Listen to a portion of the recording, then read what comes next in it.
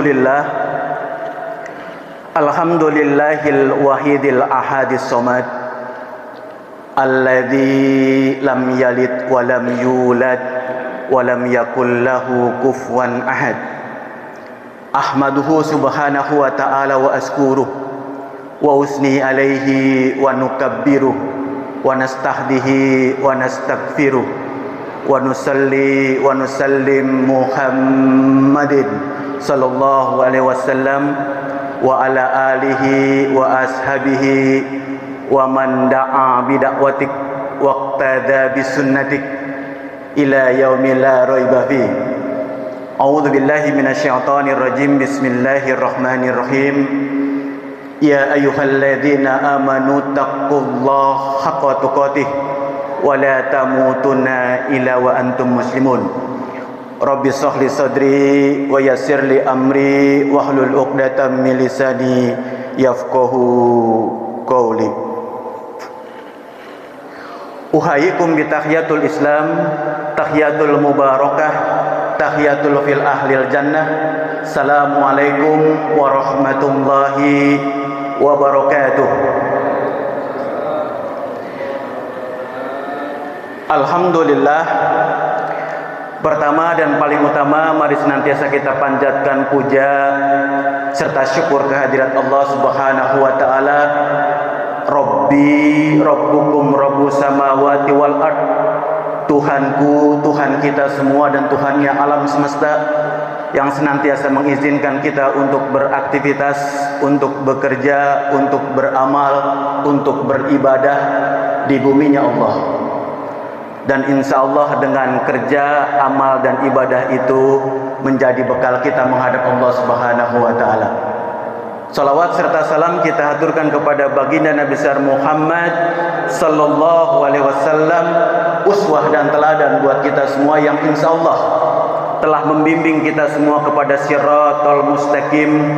Dan insya Allah kita semua senantiasa diberikan kekuatan oleh Allah untuk menapaki jalan siratal mustaqim ini sampai akhir hayat hidup kita. Amin, amin ya rabbal alamin. Alhamdulillahirabbil alamin. Bapak, ibu-ibu, jamaah salat subuh Masjid Raya Bani Umar, pertama saya ucapkan terima kasih yang sebesar-besarnya kita bisa bersilaturahim pada kesempatan kali ini, sekaligus sama-sama tolabul ilmi. Mudah-mudahan dengan wasilah silaturahim dan tolabul ilmi ini menjadi wasilah Allah muliakan kita baik dunia maupun akhirat. Amin, amin ya rabbal alamin. Bapak Ibu yang dirahmati Allah Subhanahu wa taala, hari ini kita akan mengkaji terkait dunia agar kita bisa terhindar dari fitnah dunia dan kita tidak menjadi budak-budak dunia. Masih banyak di antara manusia ketika dihadirkan oleh Allah, dihidupkan oleh Allah, masih bimbang, masih ragu, masih bingung apa tujuan Allah dihadirkan dia di muka bumi. Berapa banyak di antara manusia sudah hidup sekian tahun tapi masih bingung tujuan dia hidup itu untuk apa. Sehingga banyak di antara manusia kadang-kadang melakukan aktivitas kerja-kerja yang tidak disyariatkan oleh Allah. Padahal Allah sudah berikan informasi kepada kita, hadirnya kita di muka bumi ini, di dunia ini tidak ada tujuan lain, dan tujuan itu bukan main-main. Afa hasibtum annama khalaqnakum abasau. Apa kamu pikir, apa kamu sangka, apa kamu duga engkau diciptakan oleh Allah, dihadirkan oleh Allah untuk sekedar main-main saja? Jadi kita dihadirkan oleh Allah bukan untuk main-main, bukan untuk senda gurau, tapi kita dihadirkan oleh Allah ada tujuan besar. Dan tujuan itu satu. Ini yang perlu harus terus kita ingat. Tujuan kita dihadirkan oleh Allah cuma satu. Apa itu? Menjadi abdunnya Allah. Wa ma khalaqtul jinna wal insa illa liya'budun. Bahkan bukan hanya manusia, jin termasuk jin, diciptakan oleh Allah tidak ada tujuan kecuali untuk menjadi abdun, menjadi hamba, menjadi hambanya Allah, bukan menjadi hamba dunia.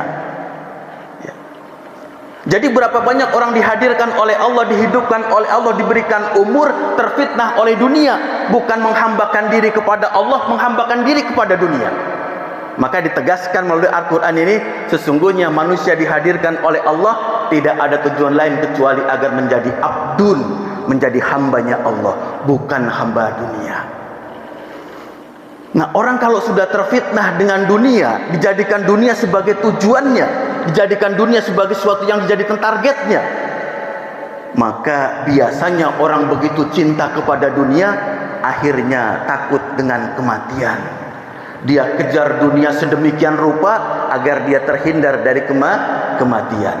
Padahal kul innal mautal ladzina tafiru minhu fa innahu mulaqikum summa turaduna ila alimil ghaibi was syahadah fa unabiukum bima kuntum ta'malun. Sesungguhnya kematian yang engkau takut daripadanya, engkau lari daripadanya, menghindar daripadanya, pasti akan datang. Jadi seberapa kuat usaha kita menghindarkan kita kepada kematian, pasti kematian akan datang kepada kita. Dan akhirnya Allah hadirkan kita di dunia, hidup kita di dunia, diberikan umur dan usia, menjadi fitnah buat kita. Apakah dunia dijadikan target tujuan kita, atau Allah yang menjadi tujuan hidup kita? Kita menjadi hamba dunia atau menjadi abdunnya Allah? Ini menjadi pilihan manusia. Sebelum kita nanti bicara masalah ciri-ciri orang yang sudah menjadi hamba dunia, kita perlu tahu terlebih dahulu hakikat dunia. Lalu setelah itu kita bicara bahaya dari terlalu cinta kepada dunia. Baru nanti kita bicara masalah ciri-ciri tanda-tanda orang yang menjadi budak dunia. Dunia dihadirkan oleh Allah sebagai sarana buat kita, untuk kita beraktivitas, kita bekerja, kita beramal, bahkan beribadah. Maka dunia dihadirkan oleh Allah hakikatnya untuk sarana kita beribadah kepada Allah.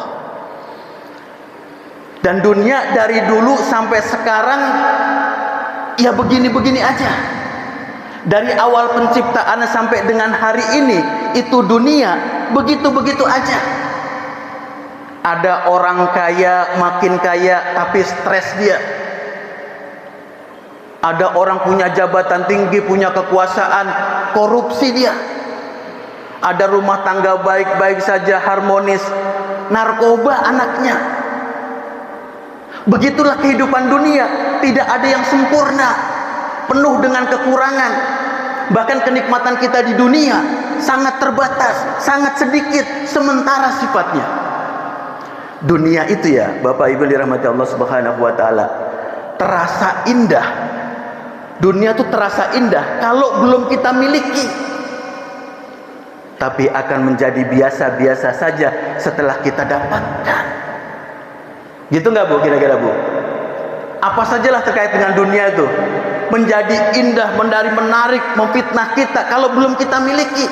Pas udah kita punya, biasa aja gitu. Itulah dunia. Bahkan kenikmatan dunia yang kita rasakan hari ini sedikit sekali. Contoh sajalah, kalau kita makan makanan yang enak tuh di mana rasanya kira-kira? Berapa lama kita merasakan makanan tuh enak kita makan? Cuman berapa menit? Karena daya rasap kita, kecap kita, lidah kita cuman dari pangkal lidah sampai ujung lidah. Kalau makanan sudah lewat dari pangkal lidah, rasanya sama semua. Mau makan roti, mau makan singkong, semua sama rasanya. Itulah dunia. Bahkan kenikmatan apapun juga yang kita rasakan, kalau kita sedang tidak sehat, menjadi berkurang kenikmatannya. Itulah dunia yang penuh dengan kelemahan, kekurangan, sementara sifatnya, tapi itu yang dikejar oleh manusia. Sehingga manusia kalau ditanya cita-cita kalian apa tentang dunia, mereka bisa menjelaskan secara detail, secara gamblang. Saya pengen ini, pengen itu, pengen ini, pengen itu, pengen kesana, pengen kemari. Banyak cita-cita tentang dunia. Tapi kalau ditanya apa cita-cita kita tentang akhirat, banyakkan kita nggak bisa jawab. Itulah manusia. Padahal kita dihadirkan oleh Allah di tempat yang hina, di tempat yang rendah yang namanya dunia. Jadi Allah dan Rasulnya nggak pernah membanggakan dunia, nggak pernah memuliakan dunia. Bahkan kata Rasulullah, sesungguhnya dunia itu bagi orang-orang beriman adalah penjara, tapi dia surga bagi orang-orang kafir. Begitu rendahnya dunia. Maka kalau kita bicara dunia, apa saja yang di dunia ini ada sebenarnya sudah dijamin oleh Allah. Jadi kita hidup di dunia sudah dijamin oleh Allah. Dijamin umur kita, usia kita, kesehatan kita, bahkan rizki kita sudah dijamin oleh Allah. Untuk bicara kehidupan dunia, hidup di dunia sudah dijamin oleh Allah. Bahkan andai kata ada seorang dijamin oleh Allah rizkinya 100 juta misalkan begitu, tapi sudah dapat 90 juta, wallahi demi Allah tidak akan selesai usianya sampai genap 100 juta dia dapatkan, baru dia dipanggil oleh Allah, baru dia mati, baru dia wafat. Jadi dunia itu segala sesuatu sudah diplayak Allah, sudah dijamin oleh Allah. Kesehatan kita, rezeki kita, kekuatan kita, umur kita, semua sudah dijamin oleh Allah. Tapi akhirat kita Allah belum pernah jamin. Maka orang-orang yang beriman seharusnya yang dia kejar adalah akhirat, bukan dunia. Karena dunia sudah dijamin oleh Allah, sedangkan akhirat belum dijamin oleh Allah. Maka seharusnya yang dikejar adalah akhirat. Maka kalau coba kita melihat, seringkali kadang-kadang kita saksikan ya di masyarakat itu, kadang-kadang ada orang jarang sholat, tapi rizkinya berlimpah-limpah. Sholatnya bolong-bolong, tapi kaya raya dia. Kadang sholat, kadang enggak, sering ketinggal sholatnya, tapi Allah berikan rizki banyak kepada dia. Jadi sholatnya berantakan, sholatnya terlalaikan, tapi dimudahkan rizkinya oleh Allah. Diberikan harta yang banyak, diberikan dunia yang banyak. Kira-kira itu peristiwa memberikan pengajaran apa buat kita? Pelajarannya apa buat kita? Orang yang jarang sholat, malas sholat, lalai sholatnya, diberikan kemudahan dengan harta, dengan materi, dengan uang, dengan dunia. Apa pelajarannya kira-kira? Tapi kadang-kadang kita nih yang sholatnya rajin, berjamaah terus ke masjid, seret rezeki kita. Apa pelajarannya kira-kira? Agar manusia paham begitu hinanya dunia. Sampai orang yang bermaksiat kepada Allah pun dia berikan rezeki, dia berikan dunia, dia berikan materi, dia berikan uang. Agar kita paham begitu rendahnya dunia. Jadi pemberian Allah tentang dunia tidak terkait dengan iman. Andai kata pemberian Allah terkait dengan iman, pasti orang-orang beriman, orang Islam punya harta yang banyak. Tapi sebaliknya orang-orang di luar non beriman akan menjadi orang-orang yang fakir. Tapi faktanya tidak begitu. Karena Allah ingin kabarkan kepada kita, informasikan kepada kita begitu hinanya dunia. Bahkan dunia ini ibarat kembang, ibarat bunga yang indah warnanya, cantik warnanya, bagus bentuknya. Kalau dia ada di taman, ada di kebun, dari jauh kita lihat, kita tertarik dengan kembang itu, dengan bunga itu. Biasanya kita dekatin, kita makin dekat, terus kita lihat, kita amatin. Setelah itu diapain biasanya kalau lihat kembang bagus, kembang cantik, udah di depan mata kita, ini kembang bagus betul, apa yang kita lakukan biasanya? Diapain Pak? Dari jauh kita lihat bagus nih kembang, sampai kita tertarik mendekatinya. Pas udah dekat dengan kembang itu, apa yang kita lakukan biasanya? Biasanya kita pegang, lalu tanpa sadar atau sadar kita petik itu bunga, itu kembang. Padahal kembang ketika sudah dipetik dari pohonnya, apa yang terjadi?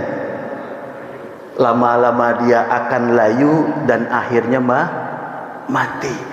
Begitulah kehidupan dunia. Seringkali kita nggak sabar dengan fitnah dunia, dengan gemerlapnya dunia, dengan indahnya dunia. Kita hampiri, kita ambil juga saat itu. Padahal kalau kita sabar sedikit, kita tunggu itu bunga jadi apa? Jadi buah yang kecil, lalu dia berkembang jadi buah yang besar, lalu masak, lalu matang, lalu buah itu bermanfaat buat kita. Begitulah kehidupan dunia. Karena nggak sabar, kita kejar dunia mati-matian. Memang kita dapatkan, tapi tidak bermanfaat buat kita. Begitulah kehidupan dunia. Maka kalau coba kita melihat, coba kita saksikan, amati di masyarakat sekitar kita. Ada orang mati-matian Pak, bekerja, berangkat pagi pulang sore, berangkat pagi pulang malam, berangkat pagi pulang malam, bahkan berangkat pagi pulang pagi untuk dapatkan harta, dapatkan materi, dapatkan uang. Setelah terkumpul uang-uang itu, materi itu, apa yang terjadi? Dia tinggalkan uang itu untuk selama-lamanya. Bertahun-tahun dia bekerja pagi, siang, sore sampai malam, dia kumpulkan uangnya, lalu dia tinggalkan selama-lamanya karena dia dipanggil oleh Allah. Kira-kira Pak, akalnya di mana kira-kira Pak? Ada akalnya kira-kira Pak? Pagi, siang, malam, bertahun-tahun dia kejar harta, materi, uang, dia kumpulkan. Setelah kumpul dia tinggal selama-lamanya. Karena dia wafat, karena dia meninggal, karena dia mati. Ada akalnya nggak kira-kira Pak? Ada akalnya nggak kira-kira? Padahal dia bertahun-tahun hadir dalam majelis ilmu, majelis-majelis taklim, pengajian-pengajian. Apakah nggak diajarkan bagaimana caranya bawa dunia itu, harta itu, materi itu sampai ke akhirat nanti? Apakah nggak pernah diajarkan? Gitu. Jadi ada nggak akalnya kira-kira? Mati-matian dikumpulkan harta, sudah terkumpul hartanya, dia tinggalkan selama-lamanya. Maka agar harta menjadi milik kita, manfaatkan, belanjakan di jalan Allah, maka akan menjadi milik kita selama-lamanya. Bapak Ibu yang dirahmati Allah Subhanahu wa taala, lalu coba kita lihat apa bahayanya kalau kita terlalu cinta kepada dunia. Apa bahayanya kalau kita terlalu cinta kepada dunia? Ada dua cinta yang tidak bisa disatukan. Apa cinta itu? Cinta kepada dunia dan cinta kepada Allah. Cinta kepada dunia dan cinta kepada akhirat. Ini dua cinta yang gak bisa digabungkan. Karena dia laksana barat dengan timur. Kalau orang menuju ke timur, maka pasti dia tinggalkan barat. Kalau dia menuju ke barat, pasti dia tinggalkan timur. Begitulah dunia. Kalau kita kejar dunia, maka pasti kita tinggalkan akhirat. Kalau kita kejar akhirat, pasti kita tinggalkan dunia. Nah, orang kalau sudah cinta kepada dunia, maka akhirat digadaikan. Nah, kalau orang sudah cinta akhirat, dia siap menggadaikan dunia. Maka ini yang harus kita perhatikan. Karena ketika bicara masalah dunia, ini perkara penting. Selamatnya kita di akhirat nanti tergantung kehidupan kita di dunia. Kalau benar hidup kita, insya Allah selamat kita di akhirat. Sehingga kata para ulama, sejatinya cinta kepada dunia itu adalah penyakit hati. Adalah penyakit hati. Dan penyakit hati itu harus disembuhkan. Kalau orang punya penyakit badan, punya penyakit fisik, entah itu batuk, pilek, atau penyakit lain, kadang-kadang ada penyakit fisik yang kalau kita diamkan, dia bisa sembuh dengan sendirinya. Tapi wallahi demi Allah, kalau penyakit hati kita diamkan, fi qulubihim maradun fazadahumullahu marada wa lahum adzabun alim. Jadi ketika orang punya penyakit dalam hatinya, dia diamkan saja, Allah tambah penyakitnya. Jadi cinta dunia itu kata para ulama merupakan satu tanda penyakit hati. Maka harus dibersihkan, harus disehatkan, harus dipelihara agar tidak menjadi banyak penyakit dalam hati kita. Maka kalau coba kita melihat, sejatinya mencintai dunia, terlalu cinta kepada dunia, menjadi budaknya dunia kita, itu karena dua hal. Pertama, rusaknya iman, dan yang kedua, rusaknya akal. Jadi orang kalau sudah terlalu cinta kepada dunia, maka sebenarnya ada dua kerusakan yang dia punya. Pertama, rusaknya iman, yang kedua, rusaknya akal. Karena orang-orang beriman ditarbiyah oleh Allah dan Rasulnya, diajarkan oleh Allah dan Rasulnya, selain kehidupan dunia ada kehidupan akhirat yang lebih kekal, yang lebih sempurna.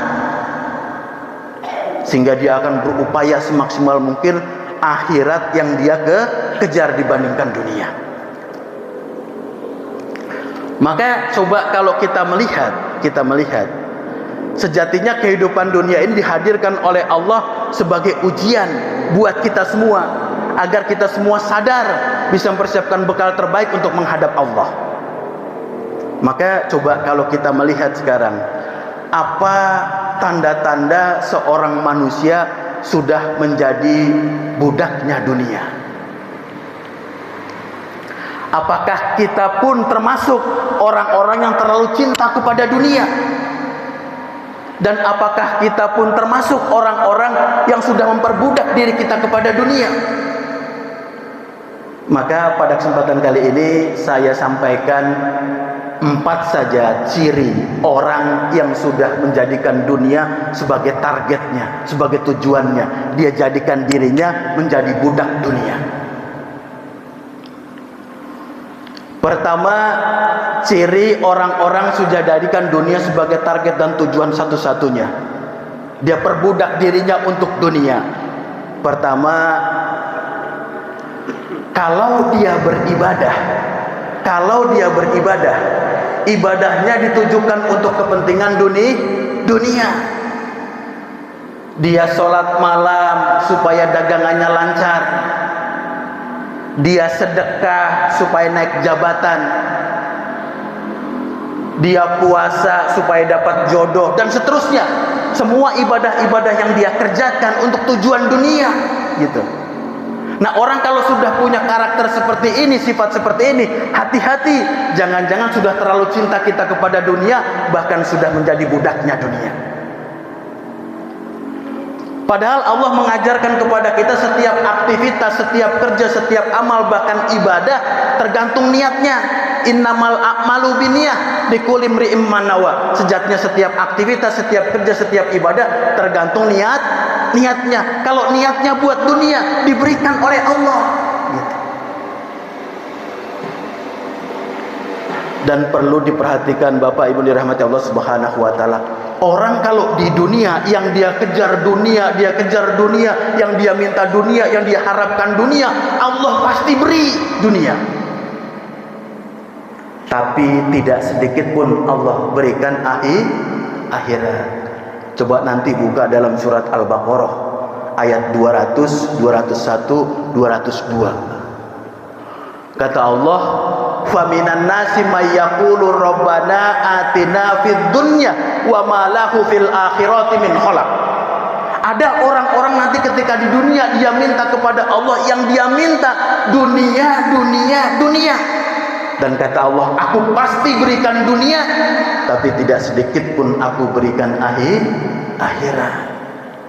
Jadi itu rumus dari Allah. Kalau kita minta dunia, kita kejar dunia, Allah berikan cash di dunia, tapi tidak Allah berikan sedikit pun bagian kita di akhirat. Maka meluruskan niat ibadah-ibadah kita itu penting, karena begitu belok niat kita bisa menjadi ciri tanda kita terlalu cinta kepada dunia, bahkan memperbudak diri kita kepada dunia. Karena Allah tuh maha cemburu.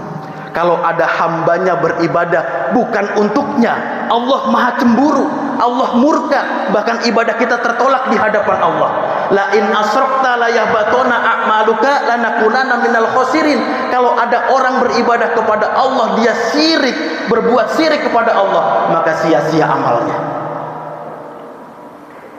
Sama kayak kita di rumah tangga nih, kadang-kadang ibu-ibu ya, kalau suaminya punya kekurangan, punya kesalahan, apapun kesalahannya masih mungkin untuk dimaafkan. Suaminya kadang-kadang ngomongnya kasar, suami kasar, ibu masih maafkan. Kadang-kadang mungkin agak sedikit keras tangannya, kakinya, juga kadang-kadang masih dimaafkan oleh ibu-ibu. Atau mungkin uang belanjanya kurang pun masih dimaafkan oleh ibu. Tapi kalau sudah berselingkuh, berbuat syirik, berselingkuh, mencari tandingan selain istri kita, biasanya wanita tidak bisa mengampuni dosa kita, kesalahan kita. Begitupun Allah, kalau ada hambanya, dia beribadah, beraktivitas, tapi bukan untuk dirinya, tapi untuk cari tandingan selain Allah, mensyirikkan Allah, menduakan Allah, mencari tandingan selain Allah, berselingkuh kepada selain Allah, Allah murka dan Allah tolak semua amal-amalnya. Maka ketika bicara niat ini penting buat kita semua, agar jangan sampai ibadah-ibadah yang kita lakukan tertolak di hadapan Allah. Jadi lurusnya niat itu penting buat kita semua. Bahkan niat itu menentukan kita selamat atau celaka dunia dan akhirat. Dalam satu hadis diceritakan begini, Bapak Ibu dirahmati Allah Subhanahu wa taala. Ada yang pernah tahu nggak siapa manusia yang pertama kali dimasukkan ke dalam neraka oleh Allah? Ada yang tahu nggak? Kalau kita baca kitab-kitab hadis, kita baca ayat-ayat Allah, ada yang pernah tahu nggak siapa manusia yang dimasukkan oleh Allah pertama kali ke dalam neraka? Bukan surga, neraka. Tentu bayangan kita ini orang yang paling rusak, kira-kira begitu, yang paling membangkang kepada Allah, paling banyak maksiatnya. Kira-kira siapa kira-kira? Kira-kira siapa? Orang yang paling rusak, yang paling banyak maksiatnya siapa kira-kira? Fir'aun. Kira-kira siapa lagi kira-kira Pak? Pemimpin yang zalim. Siapa lagi kira-kira? Siapa manusia yang pertama kali dimasukkan oleh Allah ke dalam neraka? Fir'aun, orang yang zalim, mungkin orang yang bunuh, yang khamr, yang judi. Ternyata bukan mereka yang masuk neraka pertama kali. Tapi dalam hadis diceritakan orang yang masuk neraka pertama kali itu, pertama orang yang berjuang di jalan Allah lalu dia mati syahid di jalan Allah. Yang kedua, orang yang punya harta banyak lalu dia sedekahkan di jalan Allah. Yang ketiga, orang-orang yang sering datang ke majelis ilmu seperti kita hari ini nih. Setiap ada kajian dia datang, ada majelis ilmu dia datang. 3 kelompok itu yang pertama kali masuk ke dalam neraka. Karena apa? Karena orang yang mati di jalan Allah, dia syahid dalam peperangan, ditanya oleh malaikat, "Hai fulan, engkau mati di jalan Allah ini untuk apa?" Dia berkata, "Untuk mendapatkan ridho Allah." Kata malaikat, "Kadzabta, engkau dusta. Engkau berperang lalu mati agar engkau disebut sebagai pahlawan." Lalu diseret oleh malaikat masuk ke dalam neraka. Lalu orang yang sedang sedekah, ditanya, "Untuk apa kamu sedekah?" Dia bilang, "Untuk bantu orang lain." "Kadzabta," kata malaikat. "Engkau sedekah agar engkau disebut dermawan, orang yang baik." Diseret lagi oleh malaikat masuk dalam neraka. Lalu orang yang hadir dalam majelis ilmu ditanya, "Kenapa engkau sering datang ke majelis ilmu, datang ke pengajian?" "Agar aku dapat keberkahan dari ilmu." "Kadzabta," kata malaikat. "Engkau datang ke majelis ilmu agar engkau disebut orang yang alim, orang yang berilmu." Lalu diseret pula oleh malaikat masuk dalam neraka. Perhatikan, itu karena salah niat. Karena salah niat, yang harusnya pekerjaan-pekerjaan yang baik yang disyariatkan oleh Allah, tapi menghantarkan dia masuk dalam neraka. Maka luruskan niat kita dalam ibadah agar tidak sia-sia di hadapan Allah. Sehingga nanti ada orang-orang yang ketika dia hidup di dunia, dia beraktivitas, dia bekerja, dia beribadah totalitas, bangun malam setiap hari, lail, tahajud kerjakan tiap hari, sedekah, zakat, puasa dia pun kerjakan. Tapi ketika kembali kepada Allah, ditampakkan amal-amalnya, dia tidak lihat sholat malamnya, dia nggak ketemu sholat malamnya. Lalu dia tanya kepada Allah, ya Allah, aku tiap hari di dunia bangun malam untuk sholat malam, mana amalku ya Allah, kok tidak aku lihat? Apa kata Allah? Bukankah engkau sholat malam ini untuk menjadikan bisnismu lancar, daganganmu laku, dan aku telah berikan di dunia, dan tidak sedikit pun aku berikan di akhirat. Jadi semua amal-amal yang dikerjakan di dunia hilang ketika dihisab nanti. Kenapa? Sudah Allah berikan di dunia. Nanti ada orang-orang yang seperti itu. Karena apa? Niat ibadahnya tidak ditujukan kepada Allah, tapi kepada dunia. Jadi pertama, sifat karakter orang yang sudah menjadi budak dunia, itu bahkan ibadahnya ditujukan bukan buat Allah, tapi untuk dunia. Itu yang pertama. Yang kedua, orang sudah begitu cinta kepada dunia, jadi budaknya dunia. Ciri keduanya adalah dia tidak kenal lagi halal dan haram. Bahkan sudah menjadi pemahaman dia, bahkan ideologi dia. Apa kata dia? Jangankan cari yang halal, yang haram aja susah. Ini sudah mendarah daging, sudah ditanamkan kuat dalam dirinya, sehingga kerja dia, amal dia, yang penting dapat uang. Mau caranya haram, urusan lain gitu. Jadi orang kalau sudah terlalu cinta kepada dunia, nggak bisa bedain lagi mana halal, mana haram. Padahal harta haram, makanan haram, ini perkara penting dalam Islam. Perkara penting dalam Islam. Karena orang kalau makan harta haram, doanya tertolak di hadapan Allah. Padahal kita tahu doa itu intinya ibadah.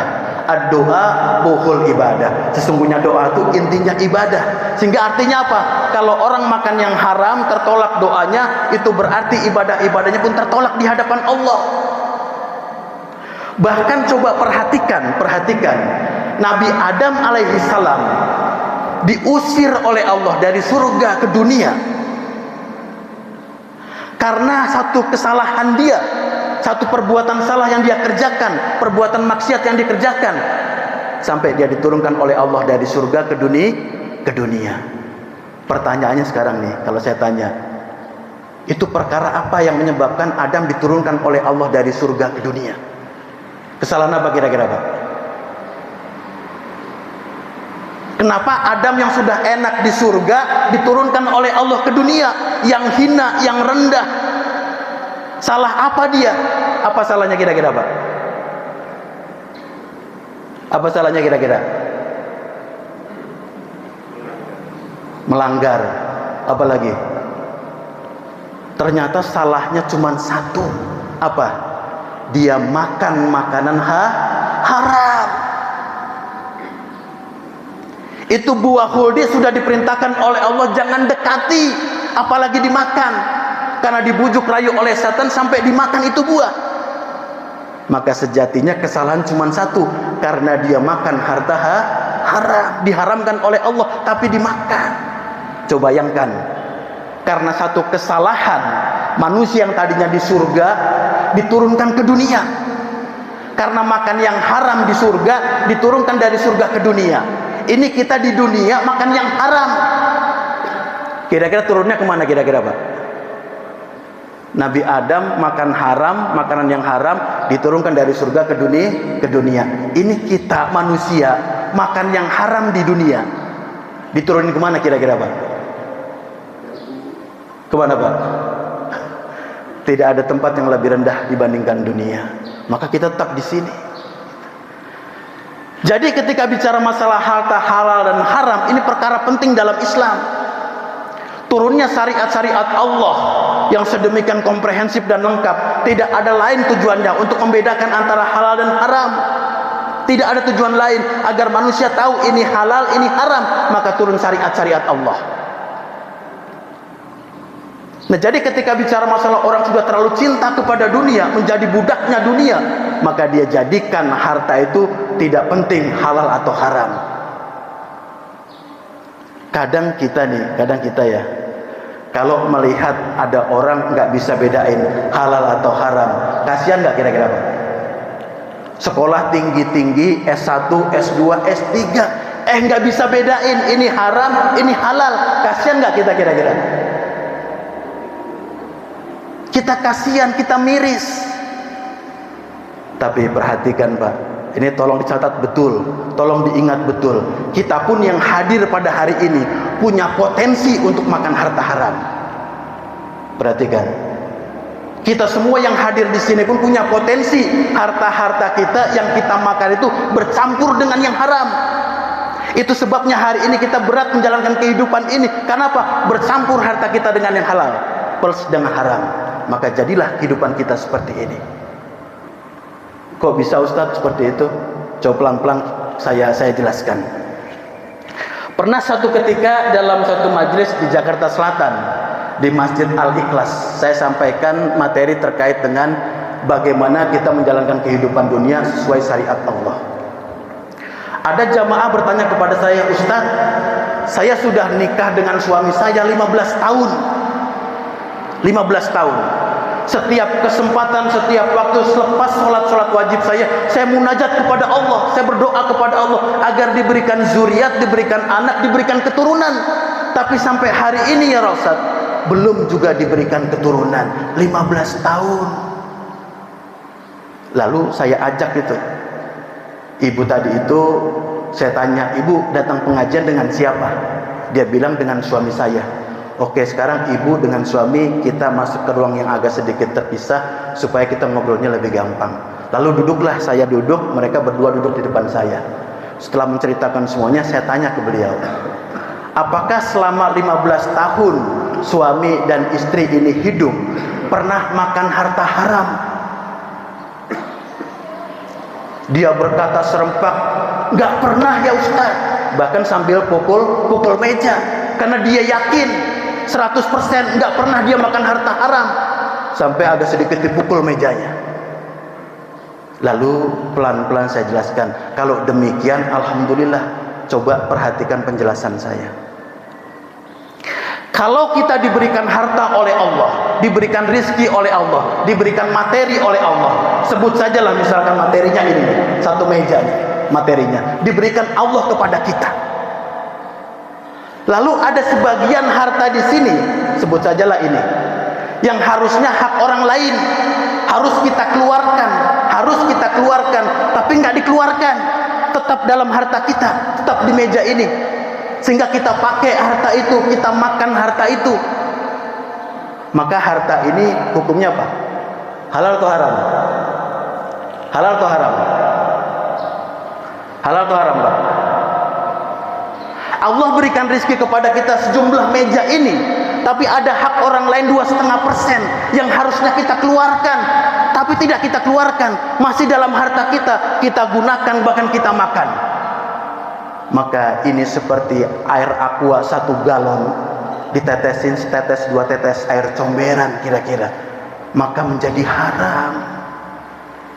Maka bisa jadi lantaran itu doa-doa kita tidak dijabah oleh Allah. Walaupun 15 tahun kita minta, kita berdoa kepada Allah, belum diijabah oleh Allah, karena harta-harta kita, makanan kita masih bercampur dengan yang haram. Jadi haram itu bukan cuma sekedar ini harta orang lain saya ambil, bukan sekedar itu, tapi harta kita yang kita punya, tapi ada 2,5% hak orang lain enggak kita keluarkan, itu pun menjadi harta-harta kita menjadi haram. Jadi ciri yang kedua, orang terlalu cinta kepada dunia itu jadi budaknya dunia, nggak kenal lagi halal dan haram.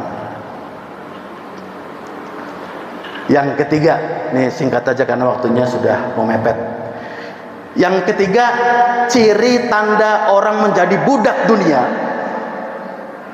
Dan ini sangat dibenci oleh Rasulullah. Kata Rasulullah, aku sangat benci kepada orang-orang ya kalau siang dia seperti keledai, kerja, himarun bin nahar, seperti keledai yang di tengah siang bolong. Lalu seperti bangkai kalau di malam hari, jilatun fil lail, Jadi kalau malam seperti bangkai. Ini ciri berikutnya. Orang kalau sudah terlalu cinta kepada dunia, yang dia kerjakan kalau siang kerja. Kalau malam karena dia capek kerja, dia pulas tidur. Padahal di malam itulah tempat kita beribadah, menghambakan diri kepada Allah. Jadi Rasul benci banget kepada orang-orang yang kalau siang seperti himarun bin nahar, seperti keledai yang bekerja, nggak tahu tujuannya dia kerja. Kenapa tamsilnya menggunakan keledai kira-kira? Karena kalau kita baca hadis-hadis Rasulullah itu, ini keledai sebagai permisalan, sebagai analogi makhluk yang nggak pernah belajar, kira-kira begitu. Bahkan seringkali kadang-kadang keledai itu nggak diberikan petunjuk, padahal dia bawa kitab-kitab di punggungnya. Atau bahkan ada kisah di Arab sana, ada keledai mati dia di padang pasir karena kehausan, karena panas yang begitu terik, panas sekali, kehausan dia sampai mati keledainya. Padahal di punggungnya itu dia bawa air yang banyak sekali. Coba bayangkan. Jadi begitulah Rasul mengajarkan kepada kita. Dibenci oleh Rasul kalau siang dia cuma kerja, nggak tahu tujuan kerja buat apa. Dan kalau malam dia laksana bangkai, nggak pernah bangun malam, nggak pernah munajat, nggak pernah berzikir kepada Allah. Padahal Rasul saja diperintahkan oleh Allah, ya ayyuhal mudatsir qum fa'anzir, hai orang-orang yang berselimut, hai Rasulullah, bangunlah malam, berikan peringatan. Rasul kekasih Allah diperintahkan untuk bangun malam, apatah lagi kita. Karena kemuliaan kita di dunia bahkan di akhirat bukan ditentukan oleh harta, oleh jabatan, oleh materi, tapi kemuliaan kita di hadapan Allah tergantung sholat malam kita. Bahkan di Al-Quran disebutkan kalau orang sholat malam, tahajud sebagai ibadah tambahan, Allah berikan maqaman mahmuda. Apa itu? Tempat yang terpuji. Kata para ulama, ini tempat-tempatnya Rasulullah untuk memberikan syafaat kepada orang-orang yang mendawamkan sholat malam. Nah, jadi Rasul benci betul dengan orang-orang yang siang seperti keledai, malam seperti bangkai. Yang keempat, yang terakhir, ciri orang berikutnya yang telah memperbudakkan dirinya kepada dunia. Dengan dia bekerja mencari nafkah, mencari rizki, dia abaikan kewajiban-kewajiban yang lain. Karena dia bekerja untuk menafkahi keluarga, anak dan istrinya, kewajiban lain terbengkalai, ditinggalkan, berantakan kewajiban yang lain. Kan setiap individu punya kewajiban-kewajiban. Apa diantaranya? Tiap individu punya kewajiban ibadah sholat kepada Allah. Berapa banyak hari ini orang kerja, sholatnya terlalaikan. Berapa banyak juga hari ini orang sholat zuhur dikerjakan di asar, sholat asar dikerjakan di maghrib, sholat maghrib dikerjakan di isya. Saking sibuknya dia, waktu sholat masuk masih di jalan, ketika sampai rumah dikodok semua sholatnya. Karena kerja. Padahal sholat itu menjadi ibadah utama yang dihisab pertama kali oleh Allah. Kalau baik sholat kita, insya Allah baik juga ibadah-ibadah yang lain. Tapi kalau buruk sholat kita, alamat buruk juga sholat ibadah-ibadah yang lain. Maka sholat menjadi penting. Tapi karena ngejar harta, ngejar materi, ngejar dunia, seringkali kewajiban sholat kita tertinggalkan. Kewajiban kita yang lain banyak. Di antaranya kita dalam majelis ilmu, majelis taklim, kita belajar, kita cari ilmu. Itu kewajiban kita. Bahkan menjaga keluarga kita, anak kita, istri kita pun menjadi kewajiban kita. Sering kadang-kadang saya menyaksikan ya, ada seorang suami ketika ditanya oleh temannya, "Mas, kenapa ngelihat anaknya nggak pakai kerudung keluar rumah, kok didiemin aja, emang nggak diajarin?" Tuh kadang-kadang istrinya belanja sayuran juga kadang-kadang nggak pakai kerudung, emang nggak diajarin? Apa kata dia? Saya berangkat pagi, pulang sore, berangkat pagi, pulang malam, cari harta, cari materi untuk biayain mereka semua. Capek saya untuk mengajarkan, nggak ada waktu lagi saya mengajarkan mereka. Padahal kata Allah, ku anfusakum wa ahlikum naro. Jagalah dirimu dan ahlimu dari api neraka yang bahan bakarnya batu dan manusia. Kalau kita suami nggak bisa jagain anak kita, istri kita, maka itu artinya kita jadikan anak dan istri kita sebagai bahan bakar api neraka otomatis. Maka perintah menjaga itu menjadi wajib. Maka kata Rasulullah, layat kholal jannah dayus. Ma dayus ya Rasulullah. Siapa dayus itu ya Rasulullah? Seorang laki-laki, seorang suami yang nggak ada rasa cemburu. Anak perempuannya, istrinya nggak menggunakan hijab. Anak perempuannya, istrinya berkhalwat dengan orang lain, tidak ada rasa cemburu, maka dalat kholal jannah, tidak akan pernah masuk ke dalam surga laki-laki, suami, kepala rumah tangga yang tidak punya rasa cemburu. Maka seringkali kadang-kadang kewajiban mencari nafkah, mencari rezeki, mengabaikan kewajiban-kewajiban yang lain karena terlalu cinta kepada dunia.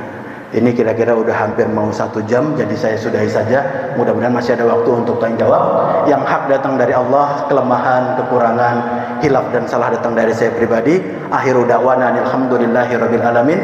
Jazakumullahu khairan katsiran. Assalamualaikum warahmatullahi wabarakatuh.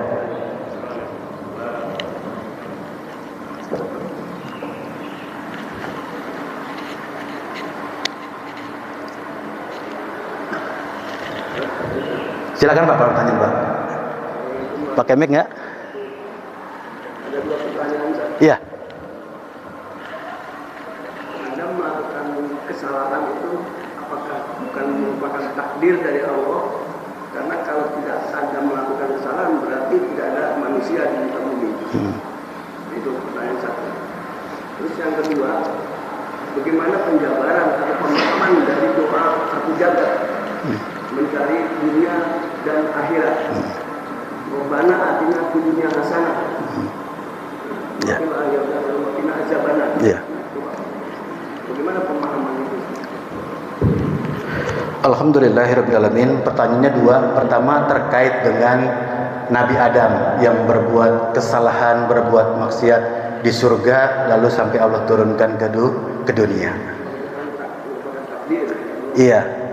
Apakah itu bagian dari takdir gitu? Yang jelas apa saja yang terjadi di dunia ini, baik yang baik maupun yang buruk adalah takdir Allah. Semua baik dan buruk yang terjadi di dunia adalah takdir Allah. Agar apa? Agar orang-orang beriman mendapatkan ibrah, mendapatkan pelajaran darinya. Dan sekaligus sebagai ujian bagi orang-orang beriman. Jadi setiap apa saja yang dihadirkan oleh Allah, diciptakan oleh Allah, baik dia buruk maupun dia baik, adalah ujian bagi manusia, ketetapan dan ujian bagi manusia. Siapa di antara kita yang dengan peristiwa itu makin mendekatkan diri kita kepada Allah? Semua. Sehingga kadang-kadang ada orang nanya gini, Ustadz, kalau babi itu haram, ngapain diciptakan? Kita kira gini. Pernah dengar gitu nggak Pak? Kalau ini haram untuk dimakan, menjijikkan buat kita orang-orang beriman, kenapa diadain gitu kira-kira? Pertama jawabannya karena ini takdir Allah. Allah tetapkan emang hadir makhluk itu, hewan itu. Untuk apa? Untuk ujian kita orang-orang beriman. Mau nggak taat dengan perintah Allah kalau ini diharamkan oleh Allah gitu. Karena berapa banyak orang ketika sudah liberal cara berpikirnya, kalau Allah hadirkan ini berarti boleh dong harusnya. Jadi dia terfitnah dengan ujian itu. Jadi terkait dengan Adam yang buat kesalahan di surga lalu turun ke dunia, 1 itu ketetapan Allah, itu takdir Allah. Yang kedua itu bagi kita orang-orang beriman, itu adalah ujian buat kita. Ujian apa? Maukah kita terus berbuat maksiat seperti Nabi Adam ketika bermaksiat di surga? Itu pelajaran buat kita semua, sehingga menjadi pelajaran buat kita untuk dijadikan pelajaran penting dalam kehidupan kita, agar jangan sampai peristiwa itu makin menjauhkan diri kita kepada Allah. Jadi pertama, benar itu takdir Allah, karena takdir Allah mencakup yang baik dan buruk, dan setiap takdir Allah itu ujian bagi orang-orang beriman. Yang kedua tadi terkait dengan kita harusnya lebih mengejar akhirat dibandingkan dunia. Lalu apa korelasinya dengan doa kita yang sering kita panjatkan setiap waktu? Rabbana atina fid dunya hasanah wa fil akhirati hasanah wa qina adzabannar. Ayat yang tadi saya baca adalah surah Al-Baqarah ayat 200. Ayat 200. Faminan nasi may yaqulu rabbana atina fid dunya wa ma lahu fil akhirati min khalaq. Kalau dia cuma minta dunia, berdoa untuk dia, Allah berikan dunia, tapi nggak diberikan sedikit pun akhirat. Kita perhatikan di ayat 201-nya, Allah ajarkan kalau doanya begini. Rabbana atina fid dunya hasanah wa fil akhirati hasanah wa qina adzabannar. Jadi kalau berdoa jangan cuma minta kebaikan dunia, tapi minta kebaikan dunia dan kebaikan akhirat, gitu. Jadi kalau Allah berikan kebaikan kita di dunia, masya Allah diberikan keberkahan, diberikan ilmu yang baik untuk kita terbimbing dalam kehidupan ini. Itu kebaikan-kebaikan kita di dunia.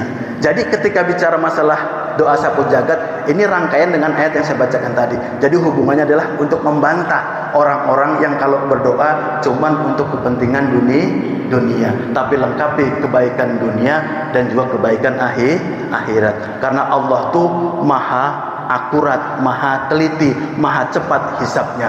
Wallahu sari'ul hisab. Allah maha tepat, maha teliti hisabnya. Jadi jangan sampai kerja-kerja kita dunia menghalangi kita masuk ke dalam surganya Allah. Harus dijadikan kerja-kerja kita dunia memudahkan kita masuk ke dalam surganya Allah. Maka tidak mesti selalu kebaikan dunia itu dengan diberikan banyak harta, tidak selalu. Tidak selalu diberikan banyak materi, tidak selalu. Bahkan kata Allah, kalau Allah ingin berikan kebaikan kepada hambanya, wa may yuridillahu bihi khairan yuhsib lahum. Kalau Allah ingin berikan hamba-hambanya kebaikan, Allah nggak berikan harta, nggak berikan jabatan, nggak berikan materi, Allah berikan musibah. Apa tujuannya kira-kira? Agar dengan musibah itu makin dia mendekatkan kepada Allah. Karena berapa banyak harta kita, jabatan kita, materi kita umumnya menjauhkan kita kepada Allah. Jadi doa tadi sebagai bantahan pada orang-orang yang kalau berdoa cuma minta dunia, tapi mintalah dunia dan akhirat. Kira-kira demikian, Pak. Masih ada lagi? Silakan. Untuk memahami penjelasan, saya kurang memahami. Kita kan anak cucu Adam, sedangkan Adam itu kalau di dalam sejarahnya dari surga diusir ke dunia. Nah kemudian kaitannya dengan kita ini hidup beberapa alam lahir, alam dunia, alam akhirat. Nah kemudian surga yang ditempati Adam itu apa yang memang sudah ada sama dengan surga yang nanti kita tempati insya Allah. Nah surga Adam dengan surga kita itu sampai saat ini memang surga sudah diciptakan oleh Allah. Begitu Ustaz. Terima kasih. Terkait dengan surga yang ditempati oleh Nabi Adam, apakah sama dengan surga yang nanti kalau kita diwafatkan oleh Allah, dihisab oleh Allah, lalu masuk ke dalam surga, tempatnya pun sama? Terus terang, ana belum mendapatkan informasi yang jelas terkait dengan ini. Mungkin saya akan coba pelajari terlebih dahulu, baca kitab-kitabnya, baca hadis-hadisnya, apakah tempat Adam waktu itu akan sama dengan tempat kita surga di nanti itu. Nanti kita coba akan pelajari terlebih dahulu, nanti akan saya sampaikan kepada jamaah jika ada kesempatan lain. Karena saya nggak bisa menjawab kalau tidak punya kapasitas dan ilmu untuk itu. Kira-kira demikian, Pak. Masih ada yang lain sebelum kita tutup dengan doa? Silakan. Waalaikumsalam warahmatullahi wabarakatuh. Tadi Ustaz mengatakan kalau kita mengejar dunia, akhirat ditinggal. Kalau kita mengejar akhirat, dunia tertinggal. Bukankah kalau kita mengejar akhirat itu dunia akan ikut? Seperti kita menanam padi tumbuh, rumput akan tumbuh juga. Tapi kalau kita menanam rumput, padi tidak akan tumbuh. Ya. Tadi yang saya jelaskan adalah terkait dunia dan akhirat itu laksana timur dan barat. Jadi orang kalau terlalu mengejar ke timur, maka pasti dia meninggalkan yang barat. Kalau dia mengejar yang barat, pasti dia meninggalkan yang timur.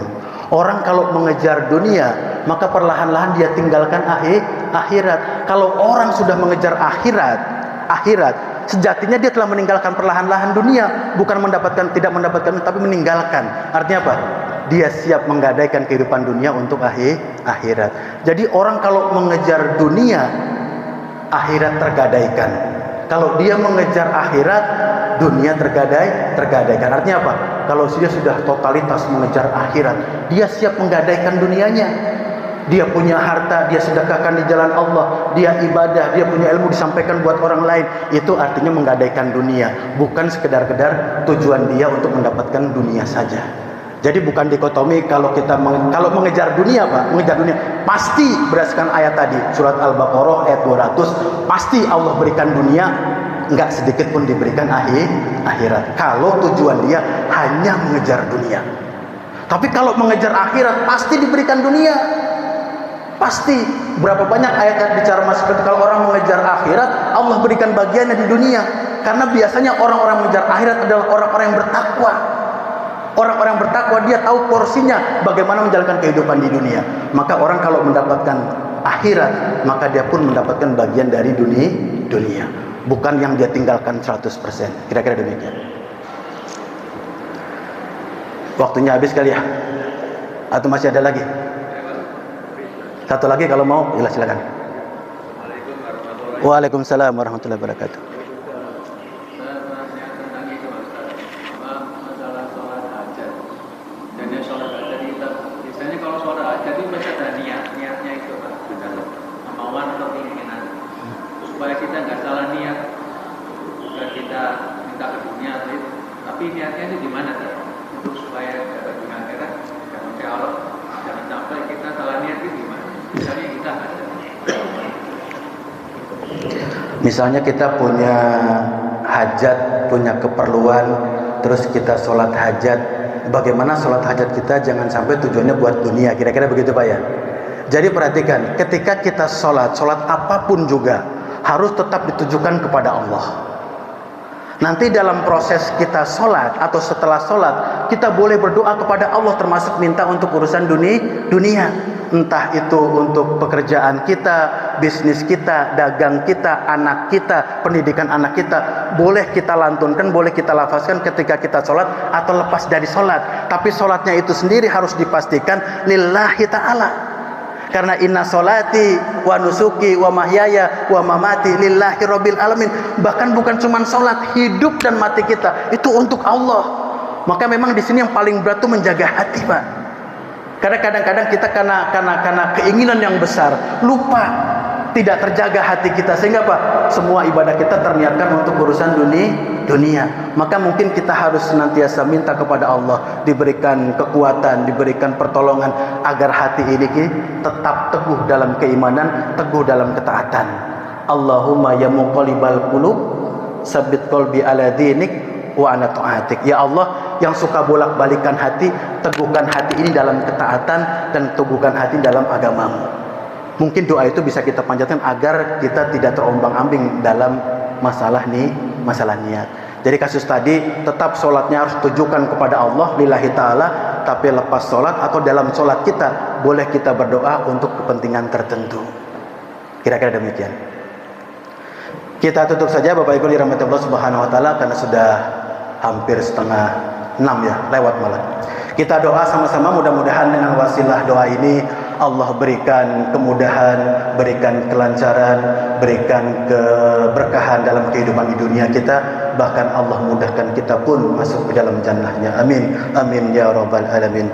Astaghfirullahaladzim, astaghfirullahaladzim, astaghfirullahaladzim. Allahumma ighfir lil muslimina wal muslimat wal mu'minina wal mu'minat al ahya'i wal anwat innaka qaribum mujibud da'wat ya qadiyal hajat. Allahumma ya muqallibal qulub tsabbit qalbi ala dinik wa ala ta'atik. Rabbana hab lana min azwajina wa dhurriyyatina qurrata a'yun waj'al muttaqina imama. Rabbana dhalamna anfusana wa illam taghfir lana wa tarhamna lanakunanna minal khasirin. Rabbi hab li minas solihin, Rabbi hab li minas solihin, Rabbi hab li minas solihin. Rabbi ij'alni muqimas shalah wa min dzurriyyah. Rabbana wa taqabbal du'a. Ya Allah biha ya Allah biha ya Allah biha bi husnil khatimah. Ya Allah biha ya Allah biha ya Allah biha bi husnil khatimah. Ya Allah biha ya Allah biha ya Allah biha bi husnil khatimah.